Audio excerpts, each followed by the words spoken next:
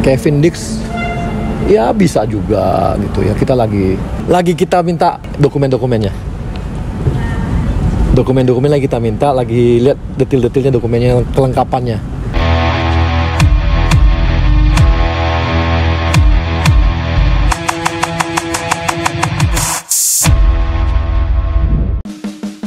Fakhri Husaini mengakui ada pemain titipan saat menjadi pelatih Timnas Indonesia U16.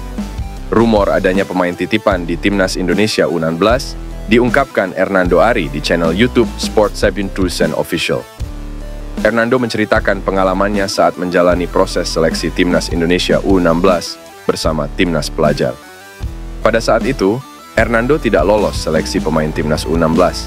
Dia menyebut saat pengumuman dinyatakan tidak lolos seleksi karena adanya faktor orang dalam yang menitipkan pemain. Pengakuan Hernando membuat netizen menuduh Fakhri Husaini yang menitipkan pemain dalam tim. Hernando sudah membantah bahwa sosok yang menitipkan pemain adalah Fakhri Husaini. Yang saya ingin sampaikan ialah, saya tidak lolos dalam seleksi daerah kota untuk Timnas U16, yang saat itu dinakodai oleh Coach Fakhri Husaini. Bukan saya tidak lolos dalam seleksi yang dilakukan langsung oleh Coach Fakhri Husain. Adapun saya memohon maaf jika terjadi kesalahpahaman maksud dalam ucapan saya terutama kepada Coach Fakhri Husaini, tulis Hernando.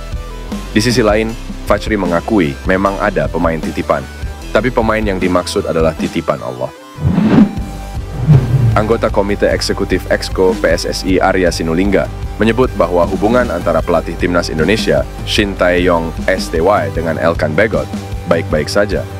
Arya menyebut Elkan bisa dipanggil untuk round 3 kualifikasi Piala Dunia 2026 zona Asia, namun tergantung keputusan pelatih. Sebelumnya, beredar informasi Elkan dan STY memiliki hubungan yang retak. Diduga ini buntut dari tidak adanya respons dari sang pemain ketika diminta membela Timnas Indonesia U23 di Playoff Olimpiade 2024 beberapa waktu lalu. Setelah kejadian tersebut, STY tidak lagi membagi ruang untuk Elkan. Bahkan, juru taktik asal Korea Selatan itu seperti kesal ketika ditanya soal Elkan. Namun, Arya memastikan hubungan STY dan Elkan baik-baik saja. Tak disertakannya Elkan ke dalam tim beberapa waktu lalu, murni kebutuhan tim. Saya rasa hubungan oke-oke saja ya, ini soal pilihan pelatih saja, cocoknya di mana, kata Arya. Arya mengatakan Elkan bisa dipanggil untuk kejuaraan selanjutnya. Namun, semua tergantung STY apakah menginginkan pemain Ipswich Town itu atau tidak. Anggota Komite Eksekutif Exco PSSI Arya Sinulinga mengaku pihaknya mulai melakukan pendekatan terhadap pemain keturunan untuk dinaturalisasi agar bisa memperkuat Timnas Indonesia di round 3 kualifikasi Piala Dunia 2026 zona Asia. Apakah pemain tersebut Kevin Dix? Arya tidak mau membocorkan. Ia mengaku pihaknya sangat hati-hati membahas pemain keturunan. Terlebih proses baru sebatas komunikasi. Belum ada lanjutan administrasi yang dilakukan oleh PSSI.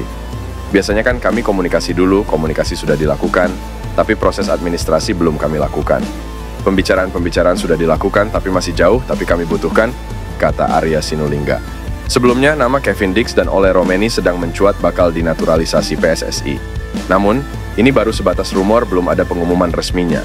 Timnas Indonesia akan berlaga di round 3 kualifikasi Piala Dunia 2026 zona Asia pada September mendatang. Mengingat lawan yang dihadapi berat, menghadirkan pemain keturunan dirasa menjadi cara yang cocok buat bersaing. Dalam beberapa minggu terakhir, rumor soal kelanjutan pemain diaspora menjadi WNI terus berlanjut, dan kini yang menjadi sorotan adalah pemain Crystal Palace, Jairo Riedewald. Pemain berdarah Indonesia itu mendapat sorotan dari media Vietnam, zing soal rumor bakal menjadi WNI guna bisa membela Timnas Indonesia. Federasi Sepak Bola Indonesia berencana melakukan naturalisasi pemain yang bermain di turnamen top Eropa. Pertama adalah gelandang Jairo Riedewald berkebangsaan Belanda, tulis zing. Timnas Indonesia sendiri sukses melaju ke babak ketiga kualifikasi Piala Dunia 2026 zona Asia, dan Shin Tae-yong sendiri memang masih terus mencari pemain berdarah Indonesia untuk melengkapi kekuatan Garuda. Saat ini ada 6 pemain diaspora yang disebut-sebut masuk dalam rencana pelatih berusia 53 tahun tersebut, dan memang salah satunya Jairo Riedewald. Pada musim ini, Riedewald tampil 11 kali di Liga Inggris dan Piala FA. Namun gelandang kelahiran 1996 itu belum mencatatkan kemenangan maupun assist untuk tim tuan rumah Selhurst Park. Tom Hay menceritakan pengalaman pahitnya sebelum membela timnas Indonesia, di mana dirinya menunggu dihubungi oleh PSSI sejak lama. Pengalaman pahitnya ini ia ceritakan saat menjadi bintang tamu bersama Ivar Jenner di kanal YouTube Indosat Oredu Hutchinson. Pada video yang salah satunya dipandu oleh Justinus Laksana ini, Tom Hay menceritakan dirinya pernah membela timnas Belanda di semua level kelompok umur. Dengan rekam jejak tersebut, sejatinya Tom Hay bisa saja membela timnas Belanda senior ketimbang membela timnas Indonesia seperti saat ini. Mendapat pertanyaan seperti itu, Tom Hay mengungkapkan dirinya memahami kansnya menembus timnas Belanda sudah tertutup. Terlebih usianya sudah 29 tahun. Pemain berjuluk The Professor ini pun paham dirinya bisa saja membela timnas Indonesia, sehingga ia pun memutuskan membela Panji Merah Putih. Namun keinginannya membela timnas Indonesia saat itu sempat terganjal karena dirinya tak pernah dihubungi oleh pihak-pihak terkait. Beruntung saat itu Tom Hay dihubungi oleh Fardy Bahdim dan kemudian jalannya untuk membela timnas Indonesia terbuka. Lalu ada yang menghubungi saya. Ya, pertama kali saya berbicara dengan Fardy Bahdim juga untuk mencari tahu asal-usulku, tetapi asal-usulku sudah jelas, jadi tidak masalah. Dan sejujurnya dari awal saya sangat antusias. Keluarga saya juga mereka bilang, ini akan membuat semuanya bangga, jadi itu merupakan pilihan mudah, ujar Tom Hay. Nama Mace Hilgers tengah menjadi perbincangan belakangan ini setelah menebar kode beberapa kali untuk membela timnas Indonesia. Bahkan jauh sebelum itu, Mace Hilgers juga telah mengikuti akun Instagram PSSI dan mengungkapkan bahwa dirinya terbuka untuk dinaturalisasi. Namun, naturalisasi Mace Hilgers juga sempat mengundang kontra dari berbagai kalangan dikarenakan dirinya berposisi sebagai back.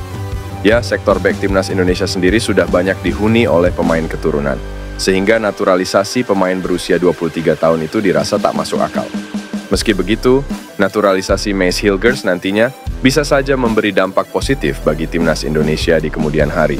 Memang benar jika sektor back timnas Indonesia banyak dihuni pemain keturunan, tapi kehadiran Mace Hilgers tetap akan memberi dampak positif bagi kedalaman skuad Garuda.